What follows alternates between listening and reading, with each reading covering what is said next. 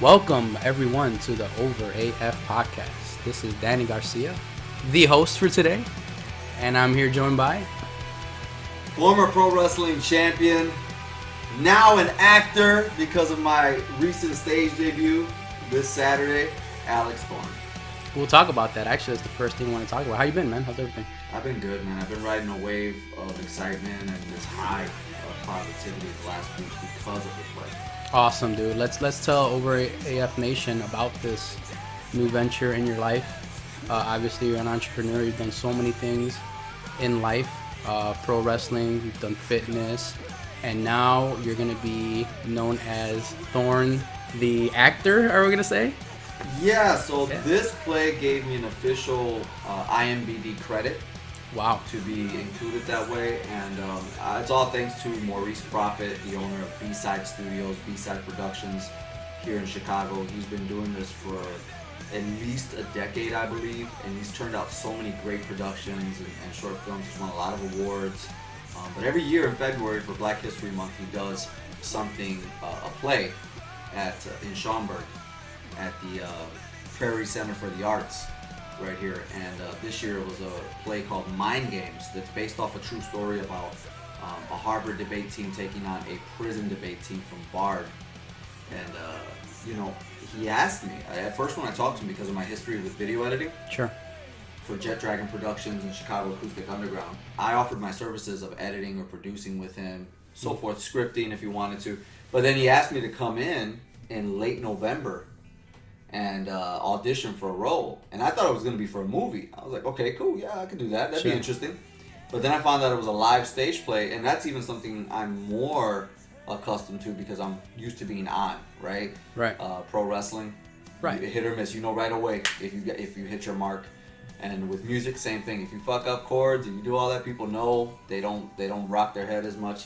So this was right up my alley. He gave me the opportunity to audition. I scored the spot, and I played a character named Vic, which was the loose cannon in the yard, the hothead who tries to ruin it for everybody, which is kind of something I can relate to. Right, exactly. Yeah, I wanted to get into that actually. Is what was your mindset going into this as far as were you a little bit nervous? Obviously, you've been on stages like this.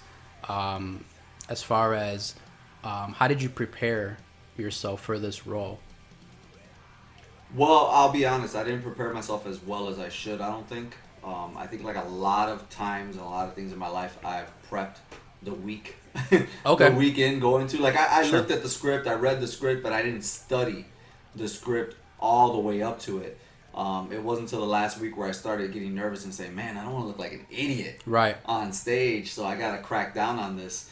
But in my mind, I was never nervous. Okay. I was just worried about looking stupid. Like, Sure. oh man, what if they look at me and say, who the hell is this guy? But no, I looked at it as pro wrestling. Okay. Honestly. Right. There may not have been a mat or ropes or post, but it was a stage. And I had 3 scenes in this play. And the first one I could describe as a promo. The second one I can describe as a backstage skit. Sure. And the third I would describe as a run-in. Yeah. And that's the way I looked at it. Once I kind of told myself in my mind that that's what it was quick. That's awesome. That's awesome, man. It's good to hear.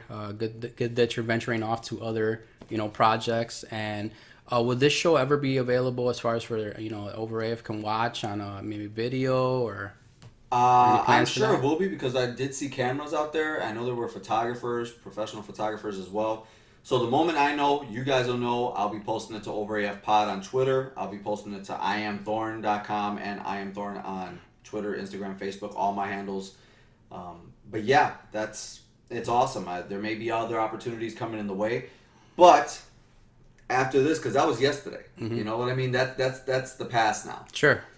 Looking forward, it's music and another very secret project I've been working on that'll be revealed soon. And our first gig is May 30th at the Public House on Cicero.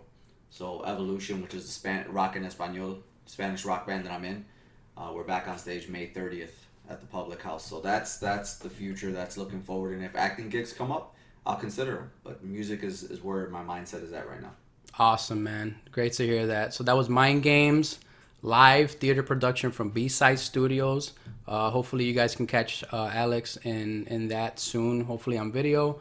Also follow him on his social media, which is Ultimate Thorn across all the platforms. It's the same, Ultimate Thorn. And OverAF podcast for more news on that. And you can see Alex's projects, everything he's working on, and let's support our brother here, Alex, and his his projects. I appreciate it, dude. All right, now back over to you, Mean Gene. Absolutely. So last week we covered AWA Super Clash 3. Honestly, guys, we did not think we were going to get 45 minutes Not out at of all. ourselves. No. In the fact that we got over an hour of talking, I think it's due, and I told Danny this before we even pressed record, is due to our chemistry. Yeah. Because we were worried. We were like, man, it's a one-match show. We're going to breeze through it like nothing. And we did, but we had a lot to say because we've gotten enough time together to gel. Sure. Absolutely. No, absolutely. And speaking of which, I wanted to tell you, I found out what happened with Kerry Von Erich. Okay. So on OverAFpod on Twitter, I found the link where Jerry Lawler was talking about it. Yeah. So, and I posted it there if you guys want to hear about it as well from his mouth, but I'll summarize it here. So backstage, he was putting on his robe, and he carried the gimmick Yeah. in his finger. I knew it. Right? And he goes to put it on, and he splits his arm backstage by just rolling up his sleeve. And it's because he was so muscular and his skin was so thin, he cut himself and instantly started bleeding.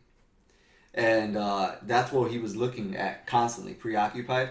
So that's why Jerry was like, let me make it look like I did it to him. Yeah. But we were on point when we were like, I think he cut himself looking for the gimmick. I thought he put the gimmick in his arm. Yeah. But no, it was backstage while he was putting it on. He had the gimmick in his finger and it cut himself. Remember, yeah, because in that match, remember the tape started untangling from his finger. It looked like it was dangling. Right. So I don't know if he had another one because, when he cut himself, it was pretty bad. So.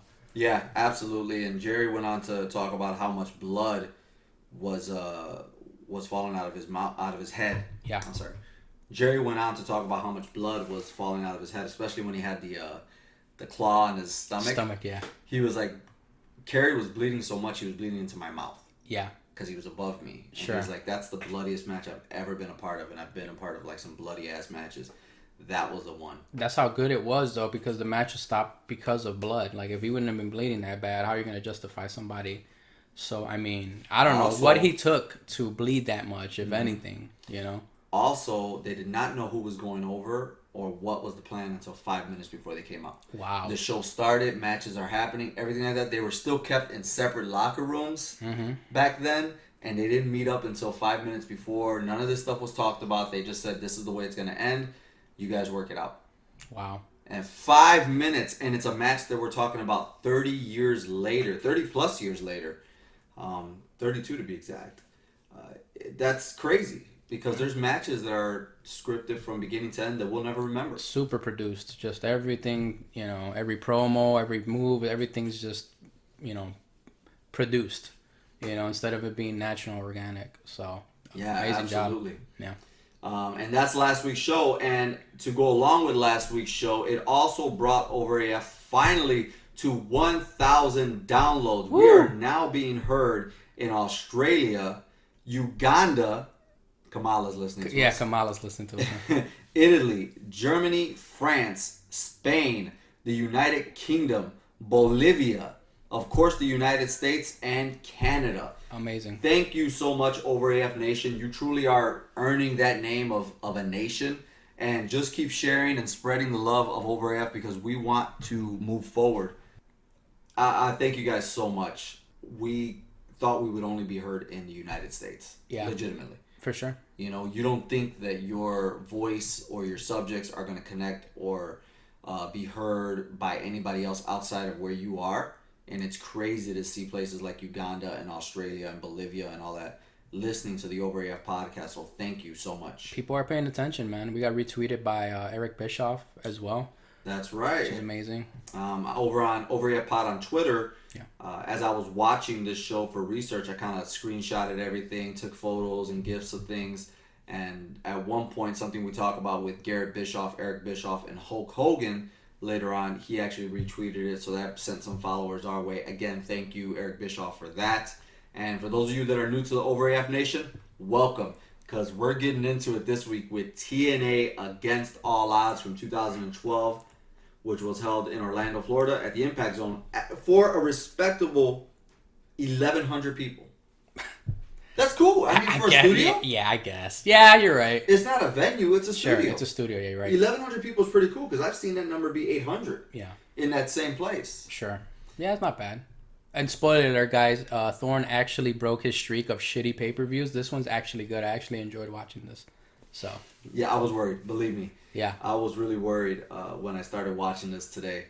Yeah. And I was like, oh, man, did I pick a bad one again? Nope, it's actually... Very entertaining. I think every match is well paced, just enough time. It was entertaining. I liked it a lot. Good job on this one. Absolutely. With a 2 hour and 50-minute runtime, the intro to the show was actually pretty hype. When I saw the intro, I was like, huh. Yeah. I feel good about watching the show right away. Absolutely.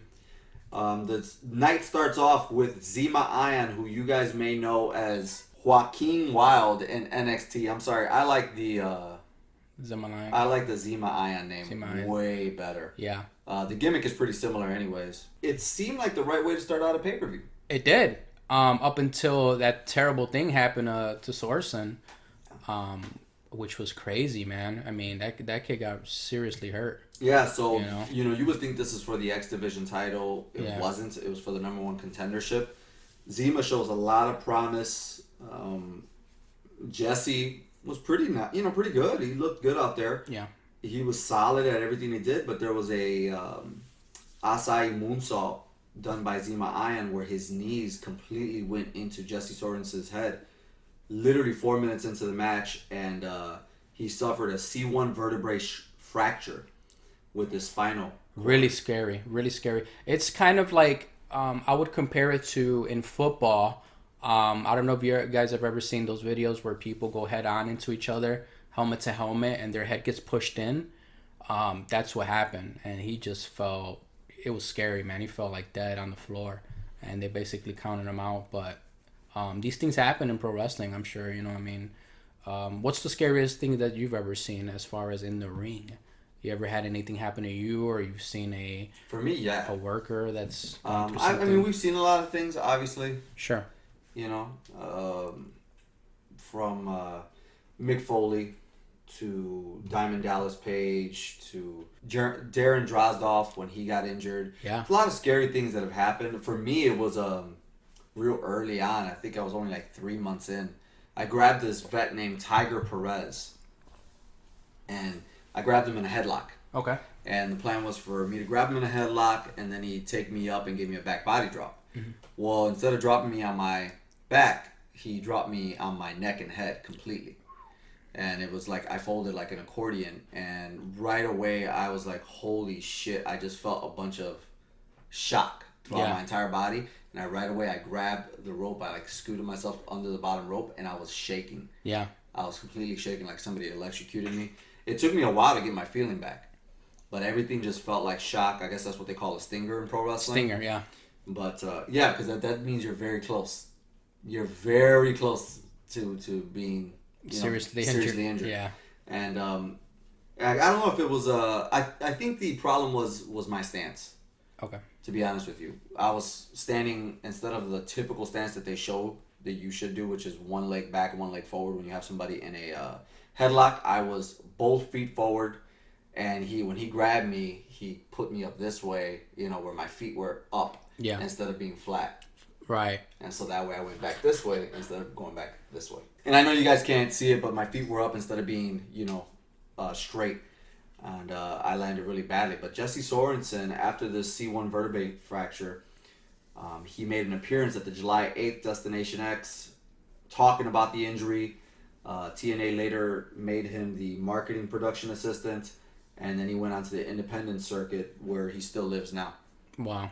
Well, I mean, thank God he recovered. That's scary, man. When you lose feeling in your legs, I mean. What was really scary, I mean, it looked dangerous because he didn't land on him, and I think Zima felt that he wasn't going to land on him, so that's why he kind of clutched his knees together. Right. And his knees went straight into his head, yeah. Man. I mean, what if he split his head open? Yeah. Yeah. That was scary stuff. especially the way his arm went numb and just it was really scary. And you can see the crowd; they cared. They cared. Even though they may not have known Jesse Sorensen, they were like, "Holy shit, something seriously is wrong." Yeah. But yeah, I'm glad he's okay now. But these things happen in wrestling, man. That's the chance you take. A lot of people say, well, wrestling's fake, which, I mean, I'm sorry to tell you, but it is. Obviously, as far as like, it's scripted and stuff like that, but the brutality that goes on in there, man, the thing that these guys, the beating these guys put on their body, for how many days? I would say 300 plus days a year. Sometimes. I think it's a little bit less now. It's crazy, man. Were you watching, and kind of a side note from this match, but in general, were you watching TNA in general in 2012? Here and there. I wouldn't say I was, a huge fan of it. I was watching it here and there. But that's why it's good to watch it now, because it's like I'm watching it for the first time, So you get to see these stars that are on SmackDown and Raw right now, like Bobby Roode, AJ Styles, Samoa Joe, and you can see how they've evolved, into what they are now. Yeah, Crazy. One way or another, all of these guys either came from WWF or ended up in WWE. And one way or another, like you just said, Bobby Roode is the heavyweight champion at this time. Zema Ion is in NXT. The next match with Robbie E., he's in NXT right now as Robert Stone. Yeah, I love it. It's cool, man. And Robbie E. here, who I interviewed for the Live to Win podcast once upon a time, he's just, man, he's good. I don't know how else to say it. He knows where to be and when to be there. Yeah. There's a point in this match where he takes his opponent, which is Shannon Moore. Shannon Moore, yeah. Which you may remember from Matt Hardy fame. Yeah. 3 counts. 3 count. Right. He was one of the MFers? MFers, yeah. I hate Matt Hardy so much. We know. But he was one of the MFers. Of course, here he's got this punk rock look where he's only going to appeal to a certain segment. Sure. And that's kind of who he is in real life. Which is more of who he is. Did you notice that before Jericho did it? Did you see what he has in his hand? A-list. It's crazy, right? Mm-hmm. Well, there's a lot of things. Oh, the list, yeah? The list. Oh, it's not A-list, it's the list. Huh? Okay. I wonder if he saw that and took it from them. Wow. So Robbie E is accompanied to the ring by Robbie T, who would become Rob Terry later on. And he's also a big bodybuilder. He's got a whole thing going on right now with a supplement brand as well. Big motherfucker. Like, huge dude. Yeah, he's a monster. Yeah, he's a monster, which is perfect for him to accompany Robbie E as well. Yep. I think the only thing that disconnected was the moment he started talking, you started realizing he wasn't American. And I was like, shit. He's supposed to be a Jersey Shore guy. Yeah. He doesn't even speak. Yeah, he's accompanying a Jersey Shore guy. Like, that's not good. But yeah, there's a moment in time, like I was about to say, where Robbie E takes Shannon Moore in a headlock. Yeah. And he takes him in a headlock where he's not facing the hard camera and instantly turns him around to the hard camera. It's shit like that when I went to go watch TNA and I went to have some interaction with them that I was like, wow. He doesn't have his back towards the camera or nothing. He knows exactly where to be and when to be there. Yeah, and that's a very, underrated trait, that a lot of wrestlers don't have, man. Yeah, the ability to do that, yeah. Great ring positioning, and I remember telling him that when I interviewed him, too. It was like, dude, man, I was impressed by that shit. Yeah. I think they gave him more time because that happened. So kudos to these guys for being able to, fill up that time. But I liked Robbie E, man. I thought he was a great performer. I wish they would have gave him more of a, maybe a title run. Maybe not a championship run, but, Well, he's the television champion here. Right, but I'm saying like a little bit higher of a title, He could have. Yeah. Honestly, there was a moment in time, and not around here, but a little bit later on where they teased him being out of that character and being more serious. Now, I might get shit for this, but I thought Robbie E and Fandango in the WWE, I thought they could have been transitioned into serious baby faces. Obviously, they have to abandon those silly gimmicks that they got. Right. But I thought both of those guys had a heavyweight champion look. They got the look. Mm-hmm. Exactly. But you tone the hair down, you stop dancing, you do, and I'm like, I'll look at both of these guys and say, oh, So how he looks now, you're saying, like in NXT or? No, because right now as Robert Stone, he's lost a lot of the muscle that he had. Yeah. He's more ripped than he is buff. And when I look at him now, I'm like, he might be a little bit too small for that positioning. But in TNA, I thought like if they rebranded him, it could have went well. Sure. But good match. I was entertained. It wasn't bad at all as Robbie retains his championship. By the way, Shannon Moore is returning here. There's a Robbie E Invitational because they didn't have any plans for him according to TNA. Like, oh, there's nothing going on. He wants competition. That's usually something that happens when you just need to get a match out of somebody and you want them on the card. Right. Yeah, Shannon Moore could work, man. He made him look like $1 million. Absolutely. And at this point, Shannon Moore is not the guy to push. Robbie E is. After that, so before we get to the next match, every single match has an interview with somebody from the main event, which I really appreciate. And they started out with the heavyweight champion, Bobby Roode. They move on past that with an interview with James Storm in between these two matches, which is nice. But I will say this. Robert Roode had so much more finesse and just was so much smoother than James. Yeah, I agree. And I mean, you can tell now. I mean, look at who's made it, to the big time and who hasn't. Robert Roode just got that swag, bro. He's got that swag. He got great mic skills. Absolutely. He's the guy. He's the Shawn Michaels of beer money. Yeah, absolutely. So, for sure. And from what I've seen, James Storm might be able to come into, the big time at some point, because he does look drastically different now. He's not the same James Storm that he was in this 2012-ish TNA. So I still have hope for him to come in and do something. James Storm looks like Vince Neil if Vince Neil was in shape. Kind of, yeah. He does. He's got that rock and roll look, that cowboy look. Yep. A lot could be done with him. A lot. I agree. But the next matchup, man, it's featuring two people that I kind of want to focus on right now because the news came out that the Bella Twins are being inducted to the WWE Hall of Fame for their contributions to women's wrestling. Yeah. When I heard that, I said, man, I get it, but not right now. No. Too early. And then I see this match and I say, wow, what about Gail Kim and Lisa Marie, who would be known as Tara and Victoria? Yeah, I agree. I think for sure Victoria, Lisa Marie, because she had a great run in WWE and a great run actually in TNA. She was longer. Yeah. She was there longer in TNA than she was in WWE. And I'm sorry, but she's underutilized everywhere she's been. She's underappreciated everywhere she's been. She comes out in blue in this pay-per-view looking like a goddess. I mean, she looks amazing. My favorite. I love her. Yeah. And we've got close ties to her. We're from Chicago, and her restaurant, the Squared Circle, was here. Which, Danny, you've got a lot of great memories from. I love it. I mean, she treated everyone with so much love and respect that went into that place. Took pictures with myself, my niece. A lot of stars would go there. DDP I met there.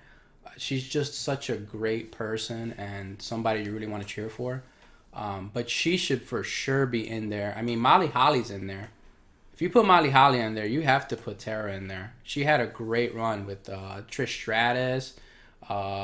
She had a run with Lita, if I'm not mistaken. She's done it all. Gail Kim may not make it because remember she left on bad terms. I don't know anything about that. So remember in one of the Battle Royals, she eliminated herself and just never showed up back into the company because I think she had Vince told her that she didn't look good or something like that was happening. But well, she came in with that Matrix gimmick, right, to WWE. Yeah.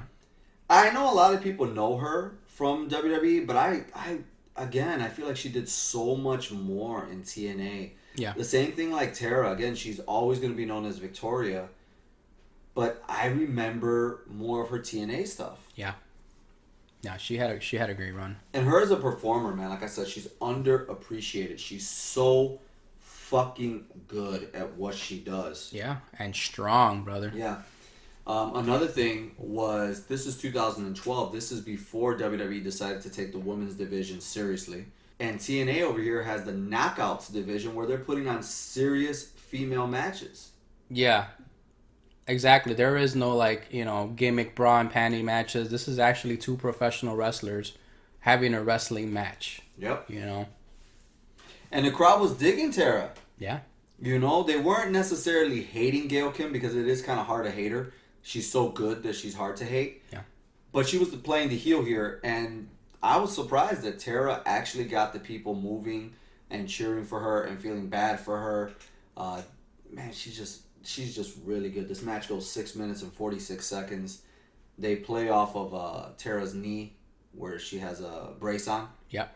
And Gail Kim focuses on that. I love seeing that. I love when you're in a match and you see wrestlers going after the other wrestler's injury. They got a knee brace. Let's work the knee. Let's work that gimmick. You know, it only makes sense. Mm-hmm. Yeah, she came in as a gimmick. Gail Kim came in as a Matrix gimmick in WWE, and then got appreciated for how good she was.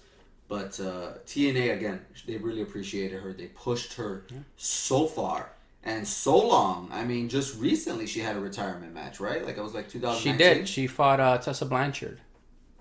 Yeah, and they put on a good match. I think she's in their TNA Hall of Fame, if I'm not mistaken. And she deserves to be. Yeah. And I don't care, you know, again, people make fun of TNA. Who are they to have a Hall of Fame? Dude, they were the only other option for people to go to. After WCW folded, TNA was the place to be if you weren't in WWE. Yep. So I don't want to hear anybody talking shit about this company. Yes, they have gone through their ups and downs, but they do have a valid place in history. I agree. They're just, to me, they're just as valid as AWA, NWA, WCCW. They're just as valid because of TNA is why we have Robert Roode, AJ Styles, Samoa Joe. You know, some guys got second life in TNA, legit second life, like Christian. Oh yeah, Kurt Angle, Sting, Hardy. There you go. Come on, man. There you go. You know, I think Bully Ray had his best run in wrestling. Period. Even in ECW, like Bully Ray had his best time in TNA. Absolutely, man. Absolutely. Gail Kim goes over by working over Tara's knee, and it's just genius ways. She's playing a typical heel, and it's great. Yeah.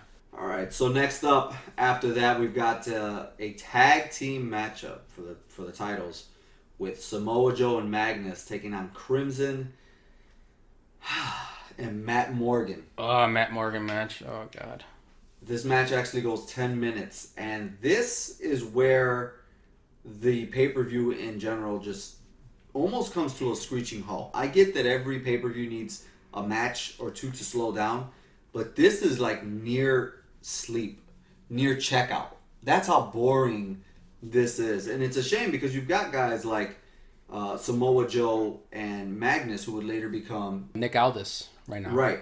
He's the champion now. He's the NWA champion. I mean, I think we've said it before. In every single instance that we've seen him, we don't understand why TNA kept Matt Morgan on board like they did. It's just his physique, man. He's a really big dude. You know.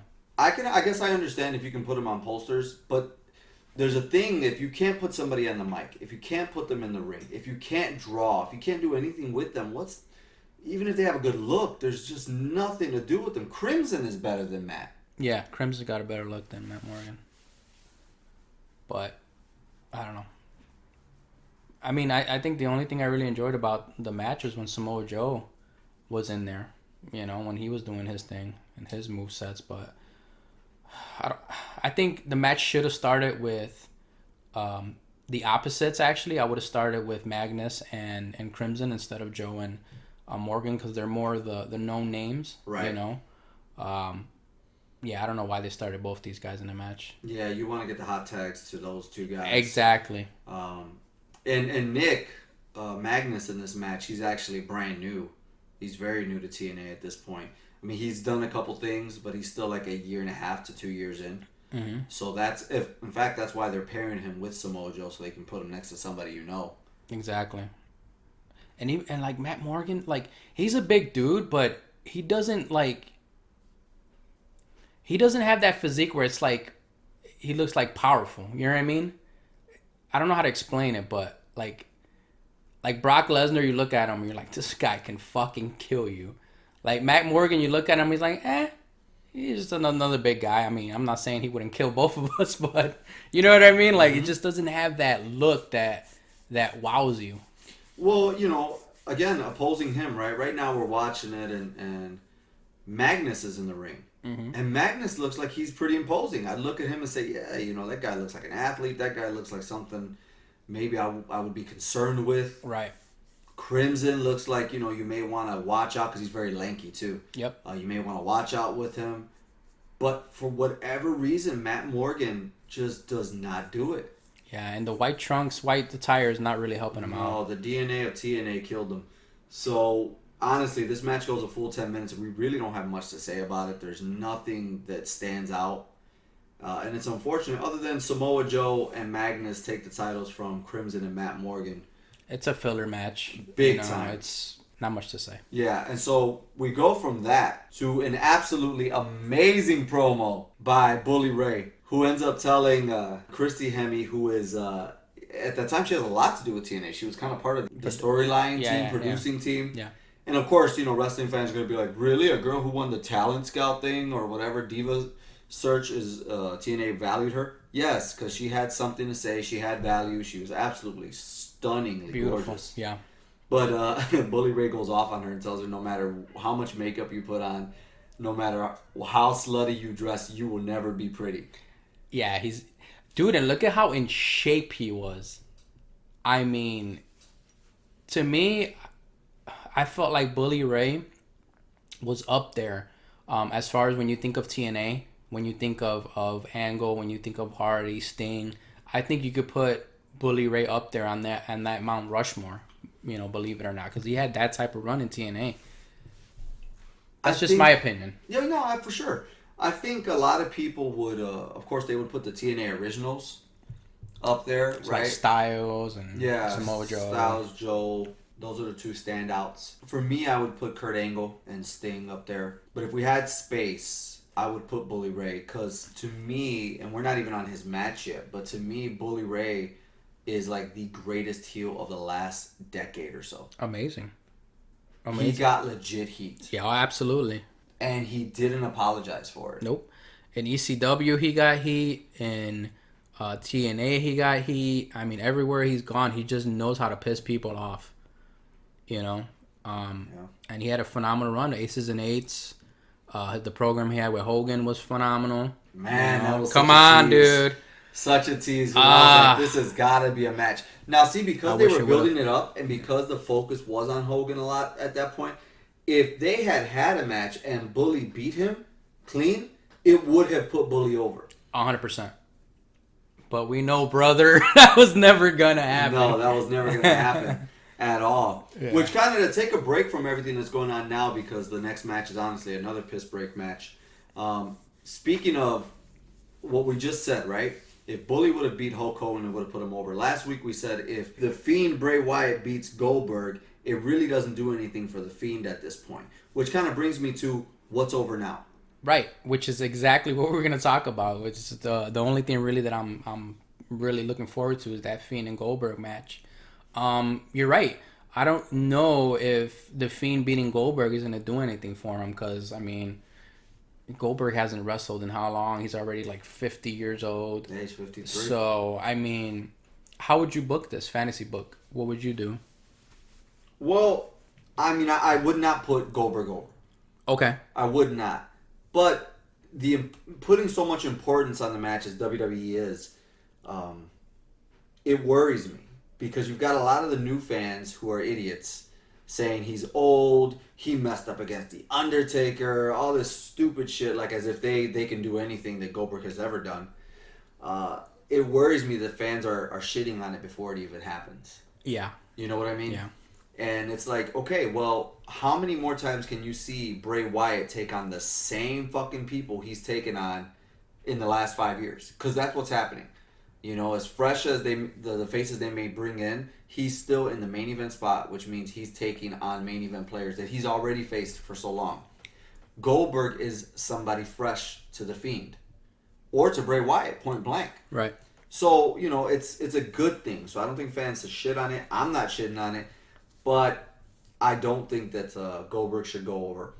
Now, if he was to go over, I've heard that it could possibly be Goldberg versus Roman Reigns at WrestleMania. That'd be a great match. Well, I think the Fiend has been booked kind of like how Randy Orton was, like that legend killer. Because I think he's going to attack Hogan one way or another. I think at Super Showdown, Hogan might be cutting a promo because he's going to be there. And I think Bray Wyatt's going to, hit him with the mandible claw. So I could see Bray Wyatt beating Goldberg. I could see him having a match with Sting. I'm interested to see what happens there. See, that's a nice pivot. But, see, I've heard that Undertaker is going to take on AJ Styles, which I have no problem with whatsoever. That's perfect. Right? That's a perfect match. That's somebody who can work around The Undertaker, so it's good. Cat versus mouse, no problem. The Fiend versus Roman Reigns feels like I've seen it so many times. It's nothing fresh for Roman Reigns. It's almost like, okay, you're putting him in another spot where he was with Seth Rollins, with Brock Lesnar, with another big guy. It is what it is. But Roman Reigns versus Goldberg seems interesting. Is Roman Reigns a good enough worker to work around Goldberg? Well, the match wouldn't be a long match. Absolutely not. Yeah. But the promos, the packages, now I think that would do something for Roman Reigns. You know what I mean? I think a babyface versus babyface, the right way with those two, would do something for Reigns. I would love a heel Roman Reigns to go against Goldberg. They're gonna boo him. But they're not gonna turn him. If Roman Reigns fights the Fiend and beats him, the crowd's gonna turn against him. Right. If he fought Goldberg, that's a 50-50 thing. I don't know. But can you imagine turning him heel? It'd be great. That'd be amazing, man. It would be amazing. They missed the boat with Cena. A Cena heel run would have been, I dare I say, just as big as Hulk Hogan. Yes, absolutely. I mean, come on. So. I believe so. Yeah. And the reason I kind of bring all those two matches up, this fantasy booking of two matches, one may actually happen, is because then it leaves Bray Wyatt open to a match, which I've read online that Sting is cleared to return. Now that, I would enjoy a Fiend versus Sting match more than I would an Undertaker versus Sting match in 2020. 100%.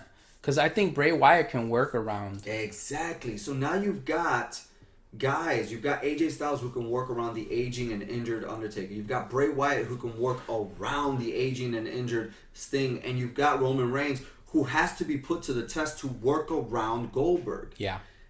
Because again, the Fiend versus Roman Reigns is a match not only have you seen before, but you're going to see time and time again on SmackDown and every other pay-per-view that comes in the next few years. It's nothing special, nothing different. These three matches that we've just named right now, it gives the young guys an opportunity to have market value with big names, and it puts their skills to the test to work around injured older guys. I agree. This is what's gonna happen in the match. I'm gonna predict it, and this is how it should happen when the Fiend fights these older guys.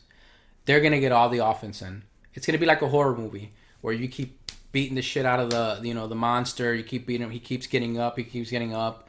And I could see Goldberg going maybe for the spear, and the Fiend ducks it and puts him in a mandible claw, or he's putting him up for the jackhammer. Bam, puts the mandible claw on him. It's the same thing with Sting. If Sting fought Bray Wyatt, it'd be the same thing. Sting will be kicking his ass, all the offense, and Bray Wyatt just catches him. That's the way to book him, because you're not putting the older guys in danger.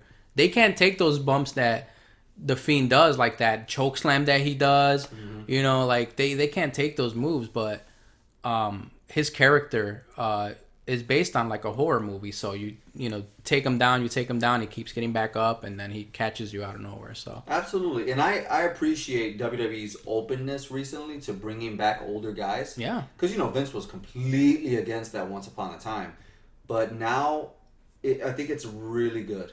It's a good thing, and I appreciate it. And what else besides the Fiend? Because we've spent quite a while talking about him. Is there anything else going on now? Well, Cody Rhodes on AEW just had a steel cage match with Wardlow, who is MJF's bodyguard. That was one of the stipulations. In order to face MJF, he has to face Wardlow in a cage match. It was a pretty good cage match, man. Cody Rhodes is AEW. I think if they would stop with all the silly crap and have an actual wrestling show. Not all this jumping, flipping, all this stuff that we see in every single match.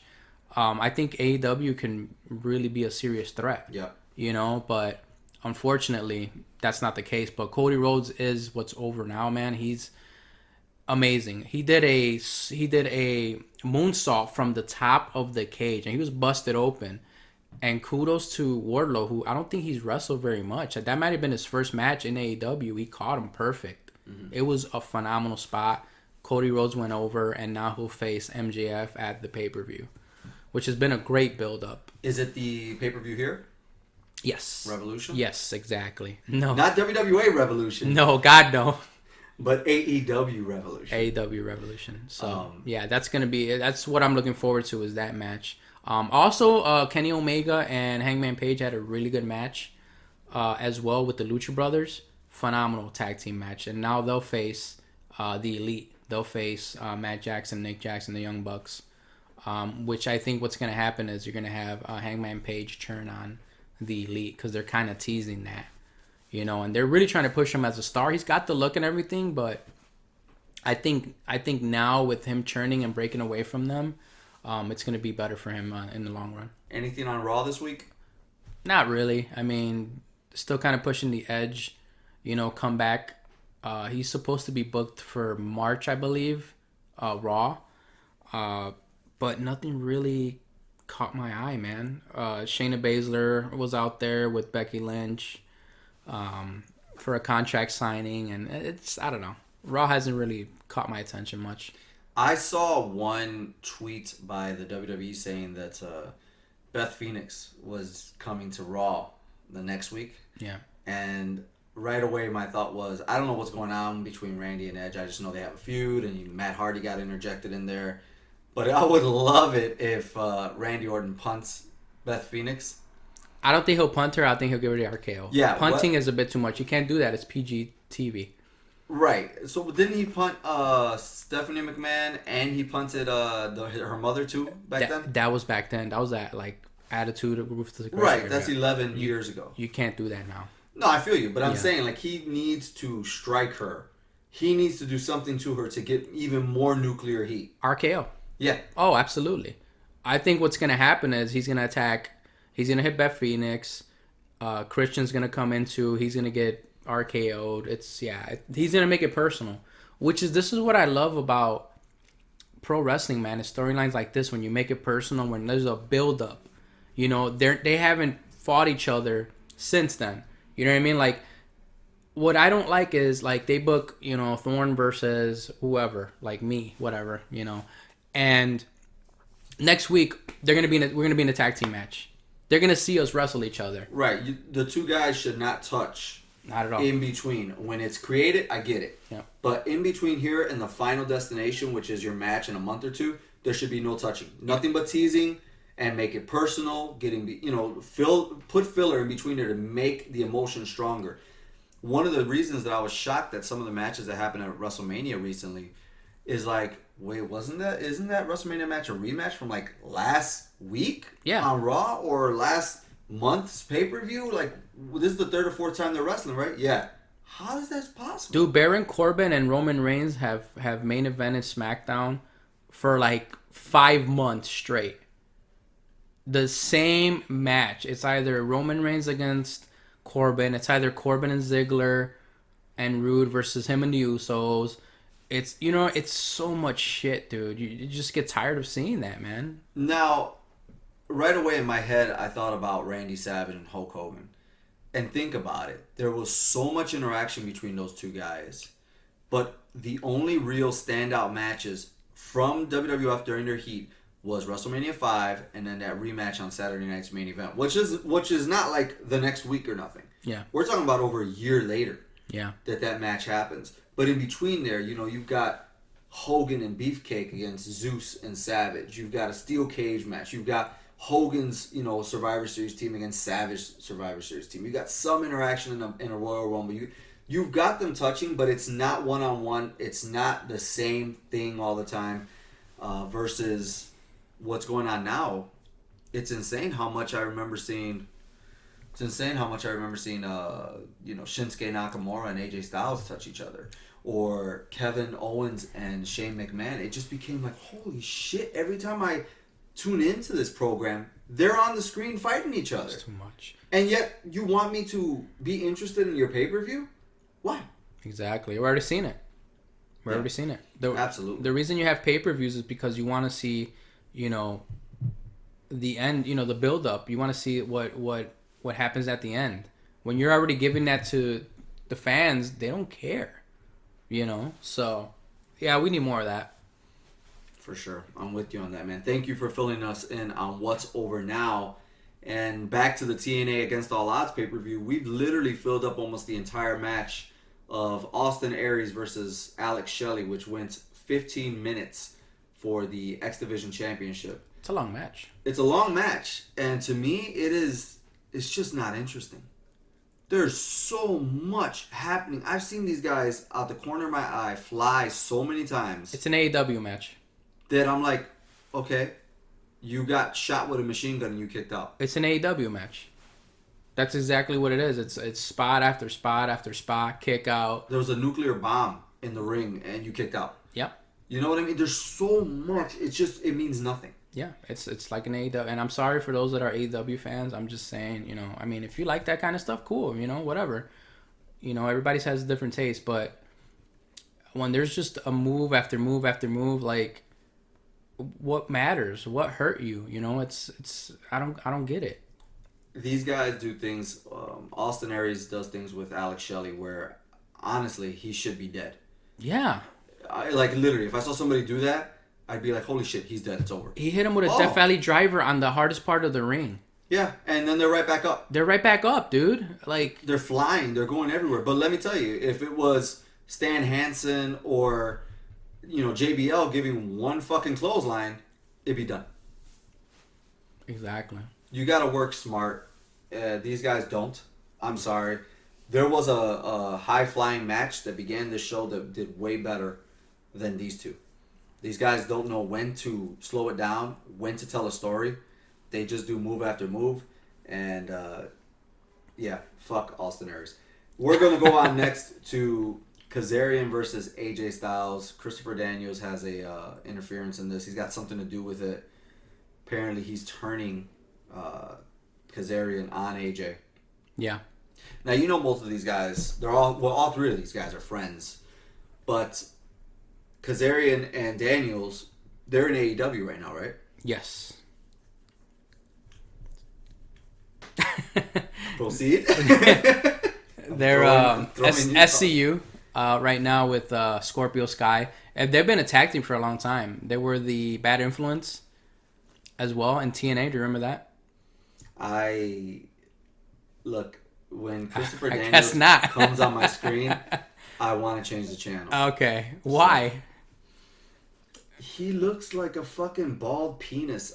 He looks like that porn star Johnny Sins. I don't have it. No, I don't. I know the name. Right? Yeah. I know the name. I just, Johnny actually has more, shoulders than this guy. I don't know. There's certain people that come across your screen that you just don't want to watch. And to me, he's one of them. I just don't buy into him. Okay. If he's anywhere past the first match, I don't think he belongs on a pay-per-view. All right. And he's not even wrestling here, and he's agitating my life. Pretty harsh critic here. I'm sorry. It just is what it is. I don't find Christopher Daniels to be anything special or anything to be on an actual show. I think he should have stopped wrestling, and he should have opened up his school, stayed behind the scenes, and gotten the fuck off the camera, because I don't want to see him. I don't know what to say. You cut a promo on the guy. I don't know what to say. All right, cool. I like him. I'll just say that. And to me, by this point in TNA in 2012, I was really tired of Kazarian, AJ Styles, Christopher Daniels interaction. Yeah. These guys have been, since the beginning of 2005. You know what I mean? 2002, 2003. These guys have constantly been together. It's like 12 years now at this point. I'm tired of it. I don't want to see you guys together anymore. I could watch a Kazarian match. I can watch an AJ Styles match. I don't want to see these guys around each other anymore. Yeah. And by this point, I was just exhausted. share like a triple threat and stuff like that. I mean, Mm-hmm. but it was good seeing AJ, man. AJ, I can see an AJ Styles match every day. You know, he's just so talented. But it was an okay match. I mean, there's a couple of botches here and there, but you know, other than that, it was an alright match. You know what, and I kind of was thinking too when I was watching this. I was like, besides the exhaustion of seeing these same characters interact so much, AJ starts to look like he's evolving, right, into the AJ we would know. The phenomenal one. Mm-hmm. Yeah. Into the kind of like that loner character. He starts doing the leather jacket. He's a little bit more swole. He's slowed down in the ring a little bit, so he's changing his approach. Kazarian still feels like X Division Kazarian from 15 years ago, 10 years ago, whatever it was in TNA. Almost like there's no evolution. And you can tell that because they're using Christopher Daniels to tell the story for Kazarian. Yeah. You know what I mean? Like I a agree. manager for a guy who can't talk. Yep. So you've got him in this prominent role, but he's not doing anything. The guy next to him is doing most of the stuff. Yep. You know, it's risky. I agree. But what I do like about, like you said, AJ Styles slowing down. See, like, when you do these moves, like a moonsault, or you do, like, these, you know, frog splash, something big, like, it's got to mean something, man. You know? Like, slow it down and then go for these maneuvers. Don't just do it every single time. It just gets boring after a while. Mm-hmm. You know? So, I thought it was a pretty good match. They had some really good spots, like that one. Yeah, I mean, these guys are familiar with each other. Yeah. You know? They're familiar with each other, so I get it. That's cool. Kazarian goes over on AJ Styles with some interference by Christopher Daniels. After this, we're followed up with a interview with a very stressed out looking Eric Bischoff. Yeah. Yeah. He looks really stressed out. The storyline here with this match is his son wants to be a wrestler. His son does not want to join Immortal. Therefore, you know, he's taking the babyface's side all the time. He thinks what his dad is doing is wrong. Eric Bischoff enlists Gunner. Do you know what happened to Gunner? I don't know. I feel like I saw him know. later on, but I don't know what the fuck happened. Oh, he's Riker. Who? Dude, he's bigger now. Riker. Wow. He's the Forgotten Sons. Yeah. Damn, I knew he looked familiar. He's a big dude now, man. He's in NXT? Yes. Wow. Okay. He enlists Gunner to take out his own son. By the way, Ric Flair is here at this time. He's not on this pay-per-view, but he is in TNA at this point. He's got a lot to do with Immortal now that Hogan has left. You know, you and me have talked about that outside. We're like, man, much like the NWO, when this pivotal person left, disband it. Let it go. That's it. Exactly. Hulk Hogan is, I mean, the reason they call it Immortal is because it's Hulk Hogan. Right. And by this point, for a year almost, it was just carried by Eric Bischoff. It was carried by Eric Bischoff and Ric Flair, which didn't make sense. No. You know, it just didn't make sense at this point. So not at all. Long overdue. Eric Bischoff decides to punish his son for not taking his side, for taking a high moral ground by getting his son pile-driven on the cement floor, calling him a He's punk clapping. kid. He's like, that's what you get, you punk kid. You never listened. You know? And Wow. Bischoff comes back training. Garrett comes back training and says, I've got a new trainer, and it's Hulk Hogan. Crowd pops. It was about a month later. And they did it at the right place, too, in Australia. Yeah. Australia's big on Hogan. Yes. They were actually getting real crowds out there. Yep. I find it funny that in the promo packages, right, you've got Hogan coming out with the blue bandana, the black and blue Impact colors, and the hair, right? The hair extensions are flowing freely. But when you see him in this pay-per-view, he doesn't have the hair extensions in. So you see Hogan with the bandana and no hair behind that bandana. It's odd. Yeah. He looks frail without the flowing locks. Well, get ready to see him soon because he's going to have one more run as champion in WWE. We're done with that. What's over now? Let's not do that anymore. Did you like his shirt? I thought his designs in TNA were a little bit too much. I think they try to make them look like very Affliction-like? Affliction, Yeah. Tap Out, Yeah. these brands, but it's like, With the tribal. yeah, when you have Hogan, you just want Hulkamania. You want that signature, red and yellow Hogan look. Maybe you can play with the Hollywood gimmick, but doing that whole tribal MMA tough guy look that they try to put on his shirts, Just didn't work for me. I agree. Because if you don't know it says Hogan, you don't know what the hell it says. No, you'd be like, what is this? This is not a Hulk Hogan shirt. Is this a new brand? Yeah. You know? Exactly. Hogan is a new brand? Right. I agree. So, the match itself is what it is. Garrett is very green. He's getting beat down most of the match. He does a decent job of selling. He's got a terrible look, though. The fucking chops and... Yeah, I never understood the chops. What kind of pants are those, dude? They look like leather, like, joggers. I don't know. They're not a good look. That's weird to say, but it just looks... It's very similar to a Maven. Yes, look. Maven. Oh, it looks terrible. Yeah, it's not very good. It doesn't give you much reason to cheer him. No. Gunner is carrying this entire match. So the match is nothing to talk about, really. What I'm shocked at is how little the interaction was with Hogan. He was just out there to basically just get views, man. I mean, he didn't. I don't even think he interfered or anything, did he? He did punch out Eric Bischoff on the outside once he Right. slapped his own son. Right. At a point, but literally, this is one of the top reasons that I picked this pay-per-view was to see, there should be some really great interaction with Hogan outside. Pump up the crowd, There was nothing. There was nothing. Hogan, outside of coming out, making a splash when he came out, people excited to see Hogan. He could have been invincible. Yeah. Once the bell rang, you wouldn't have noticed anything. He's training him, right? Mm-hmm. Why not use some of Hogan's move? Why not Hulk up? Yeah. Something like that, But, nah, wasted opportunity. Very wasted. Yeah. Very wasted. And it was often the case by this point with TNA where when they used Hogan, they just didn't use him right. Yeah. And maybe it's Hogan's fault himself because, you can't fault anybody. Once you're out there, you do what you do. Yep. I guess as well, Hogan could have done something more. Very similar to Crown Jewel where Hogan was in Roman Reigns' corner. Yeah. And, didn't do anything outside. Just cheer him on slightly, and that's it. Team Flair versus Hogan, right? Yeah, and I thought Hogan would punch out Flair. There'd be something there. Nothing. Come on. Flair's just too old, dude. I don't think he could have took a bump like that. Shit. At this point, Flair would still go over the top for a back body drop. Yeah. Yep. He'd still do all that. He might kill himself, but he'll do it. If Hogan bends over, he's not coming back up. His back ain't working that way. It's so limited in what he can do at this point.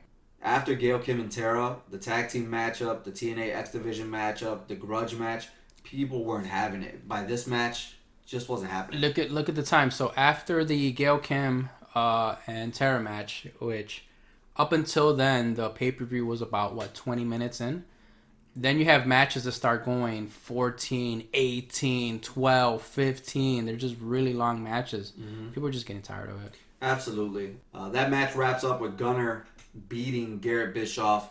We're followed up with the main event of the show, which is going to have a 4-way match for the TNA World Heavyweight Championship with Sting as the special guest enforcer. So we got Bobby Roode, Bully Ray, we have James Storm, and we have Jeff Hardy in this match. What did you think about this match, Thorn? I thought the match was great. I was wishing for the crowd to be into it because I was like, this is good shit happening, and the crowd is flat. Great match. So if you watch the match on silent, you're okay, but if you turn on the volume, you're like, I hear a bunch of bumps, and I barely hear anything from the crowd. Before this, Sting at this point is like, let's say the GM. Right. Of TNA. So, and I love this era. He was able to be on Impact without makeup, with his bat, leather jacket, and his glasses. I love that look for Sting. I don't want it all the time, but I think it's cool to change it up for him. And before this match, he cuts a promo. He looks amazing. Yeah. In the promo, the Joker makeup, Sting. Yeah. Yeah, the makeup is crisp. He's basically Surfer Sting. Yeah. With new makeup. You've got Bobby Roode, who is finding himself as a main eventer at this point. James Storm is playing catch up, really. Bully Ray is shining as the number one heel. I mean, he's so good in this match. And then you got Jeff, who is just over as Rover. It's like he can do no wrong, even though he's been in trouble plenty of times. This guy, he's untouchable to his fans. He's just got that look, man. He's got the charisma. Jeff Hardy to me is a star. You know, no matter undeniable. Wherever you put him, he's a star. You know, I mean, he's no Matt Hardy, but you know, I just wanted to get that. What? I just wanted to get that look out for you. But yeah, no, he's a star, man. Yeah, dude, I was impressed because he gets such a loud pop. Sting gets a pop because you can tell people are excited, like, oh my god, we're seeing Sting. Yeah. There's not so much going on for Bobby Roode, Bully Ray, and James Storm because they see them a lot. But when Jeff comes out, I mean, the people, you hear nothing but women and children. Very much like Roman Reigns and John Cena. Exactly. But actually, like, Jeff Hardy never got the heat that they did. Everybody liked Jeff Hardy. You know, he never got that Cena sucks heat or the Roman Reigns sucks heat. Everybody loved him. He's just a likable guy. Yep, absolutely. I think in today's WWE, he should be in that main event picture. I really do, because The Fiend versus Jeff Hardy would work really well. How about Willow? Boy. How about Willow versus The Fiend? Huh? How about that, dude? Woo! Would that not be badass? Yes, and especially in WWE. If they trusted him and they said, all right, we're going to give you the production value, show us what this is, it'd be over. What about that? I would love that. I know we're going back to, the current product, but I would love for that to happen, dude. Like, let's say at Super Showdown, he beats Goldberg, and then, boom, on the screen just comes, like, a voice, or, like, That laugh. And then, bam, they just show his face. Mm-hmm. He's like, Bray Wyatt, I'm coming for you. That would be crazy, bro. I would love that. To me, Willow was a cooler looking character than Matt Hardy's deal, his gimmick or whatever. Then Delete? Yep. Okay, then Broken. I understand that Broken was more over. I completely understand that. But I think just from an image perspective, as Jeff Hardy is always, image-wise, he's much better than Matt is. Yeah. I think in the right environment, they could make that shine. But, man, we're watching Bully Ray come out, and all I could think is, man, they missed the boat. Oh, man. And they talked about it and everything. And I think he said a week before or the day of, Vince said, we can't do it. We can't pull the trigger on Bully. We can't have a character named Bully Ray. And he was like, what are you talking about? Like, every bad guy is a bully. Yeah. I'm just named Bully Ray, and the good guys are going to get their wins. Right. I have to be a bad guy. That's good. And they said, nope, we can't do it. That sucks. Mm-hmm. But he did have his good run, and he was going to break that sign. Has he since gained weight? He's gained the weight back, right? Yeah, he's bigger now. Okay. He's bigger. He's been in, like, Ring of Honor wrestling, but yeah. Now, Cody Rhodes becomes the AEW champion at some point. He won't. Why? Because he has a stipulation where he lost a match. Will be a mark. I'm just saying. I don't think he's gonna He'll ever. be a mark. He'll become the AEW champion. You think so? That's his fucking company. He'll become the champion. I don't know. Maybe not, man.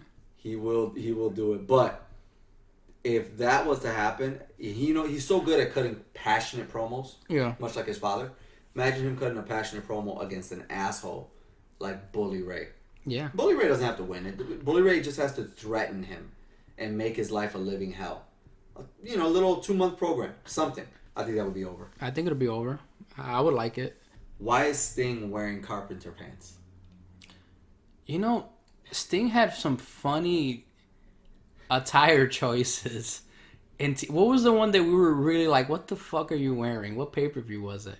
Remember the pants he wore, and he wore just a regular t-shirt? We're like, he must have left his ring wear somewhere. Oh, you were saying that about WCW Mayhem. Yes, remember? He wasn't wearing pants. They were actually like leather pants that he was trying to go for a new look. Come on, Sting. Shit. We don't want to see that. He's doing the same thing here. He comes out with his with an Impact Wrestling shirt on. Yeah. And these carpenter, like, just gigantic flooding pants. And it's such a weird look. So bad. It's such a weird look. Like, I was like thinking to myself, why aren't you wearing the leather jacket and the jeans? Yeah. Threatening everybody with the bat, like, hey, stay in line or else I'll hit you. With the makeup on, why does he look so relaxed? It's like wearing joggers to work. Yeah. Yeah. And because he's Sting, nobody said anything to him. No, they're not gonna say nothing. You know, Bobby Roode, man. Robert Roode. Is he still doing that thing with Ziggler? He is, unfortunately. I love the tag team. Don't get me wrong. I think that's the classic, like, Kurt Hennig and Rick Rude look. But once it's another guy that they come from TNA. They're stars. They're champions. They bring him up to the main roster. They don't know what the hell to do with him. You know. I seriously believe that Roode needs his long hair back. Bro, he's losing clean to the Usos. Like, last week, I want to say he had a tag team match, and Jimmy Uso hit him with a super kick, 1, 2, 3. I'm like, come on. What was man. it, the 18th super kick in the match? Yeah, you know, I'm like, dude, what are you doing to this guy? As good as a match as it is for 15 minutes, it ends with a really good ending that's very reminiscent of SummerSlam 1997. Sting is the special guest enforcer. Bobby Roode grabs the championship, is going to use it on Jeff Hardy. Sting takes it away from him. Right. Bobby Roode is talking massive shit to Sting, spits in his face, and Sting ends up going to hit Robert, but he hits Jeff instead by mistake. Right. And then he has to count the 1, 2, 3 because the referee is out. And the entire time, honestly, Sting and Robert Roode play it perfectly. Roode never loses eye contact with Sting. He's taunting him. He's smiling in his face. He makes him give him the title, makes him raise his hand, and Sting's intensity for hating what he just had to do is perfect. Yeah. And of course, this all leads into the next month, Victory Road, where Sting takes on Bobby Roode for the title, which is perfect. Perfect. Yep. I agree. I'm going to say a hot take here, and I don't think a lot of people agree with this. I think Sting's TNA run was better than his WCW run. And I think Sting became a better storyteller and wrestler in TNA than he did in WCW. That's, I don't know. I don't agree with you, but I understand where you're coming from. But I just think his impact in WCW as the Crow, the Surfer Sting, I think that was bigger. I can see your point. I mean, Sting became the legend, right? Yeah, exactly. The icon in WCW. There's no deal about that. I'm saying the man. Steve Borden became a better performer in every way in TNA. Yeah. Because in WCW, past like 1993 or so, he was just told, be Sting, go out there, do your thing. Yeah. You know, hey, okay, this is who you're facing. This is what's going to go on tonight. He's going to attack you. And he was left to his own accord. Versus in TNA, he was there to put the younger guys or main talent over. Therefore, he had to work on his emotion. Yeah. So I thought he became a better performer in TNA. Okay, I can agree with that. He was forced to do that. It was a different role for him. Absolutely. As opposed to like in WCW, he was the guy. He didn't have to do those things. You know, people were doing that for him. My man, who do you think was over in this pay-per-view? For me, I'm gonna say it was Bully Ray. I thought he was over. I just thought his promos were phenomenal. They captured me. His work in the ring, everything. I thought Bully Ray was the guy that stood out for me. I want to disagree with you, but I can't. No, like seriously, I was gonna say, well, I think Jeff Hardy's over because Jeff Hardy is, he's always over. Yeah. Right, and so unless he's on a pay-per-view with The Rock or Stone Cold Steve Austin or Hulk Hogan, where Hogan was active, then he's going to be the most over guy. But you are correct. The guy who did his job the best and got a reaction with what he was doing was definitely Bully Ray. I wanted to see more of him. Mm-hmm. That's when you know somebody's over. I just wanted to see more of his promos. I wanted to see more of his work in the ring. That's the guy I wanted to see. February's over with. Yeah. Where are we going, my man? So it is WrestleMania season, my friends. Woo! Yes, it is.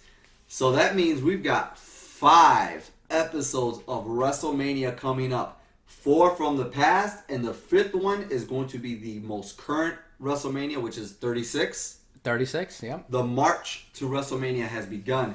Where are we starting it at? So we're going to start off WrestleMania season with one of my favorite WrestleMania matches up until the end, of course, which was WrestleMania 18. Icon versus Icon. The dream match of dream matches. Obviously, that is an iconic match. My God. But this is a hot pay-per-view and a hot time. It is. Because you finally got the NWO. Yeah. In the WWE. And to think Hulk Hogan comes back to his home as a bad guy, where we would find out the fans were not going to have it. Nope. But not only that, you've got the return of Scott Hall and Kevin Nash as Scott Hall takes on Stone Cold Steve Austin. Yeah. It's a good pay-per-view, man, I mean, they even had a video game, named off of this pay-per-view. For the GameCube and for the Game Boy. A Game Boy. Yeah. Game Boy Advance. Yep. It was a big event. You've got matches like Rob Van Dam and William Regal, Kurt Angle and Kane, Undertaker and Ric Flair, Stone Cold Steve Austin and Scott Hall, The Rock and Hollywood Hogan, and to close out this show is Triple H and your AEW World Heavyweight Champion, who at this point... AEW? Yeah. AEW? Isn't he the AEW Heavyweight Champion? Oh, now you mean? Yeah. Oh, okay. I'm like, what? Why are you fucking up my rundown on the list? And the AEW current World Heavyweight Champion, and at that time, undisputed WWF Champion, Chris Jericho, who is going to be accompanied by Triple H's wife, Stephanie McMahon. We'll recap everything that happened up to this pay-per-view, during the pay-per-view, and the fallout from it next week when we begin March to WrestleMania. If you do have a business that you'd like to have advertised on our podcast that receives over 1,000 downloads and also heard in places like Australia, Uganda, Italy, France, Spain, Canada, Bolivia, and more, please email us at OverAFpod@yahoo.com and we'll get back to you as soon as possible. On social media, follow us at OverAFpod on Twitter and subscribe to our YouTube at OverAFpod as well. That being said, I am Alex Thorn. For Danny Garcia, we are OverAF.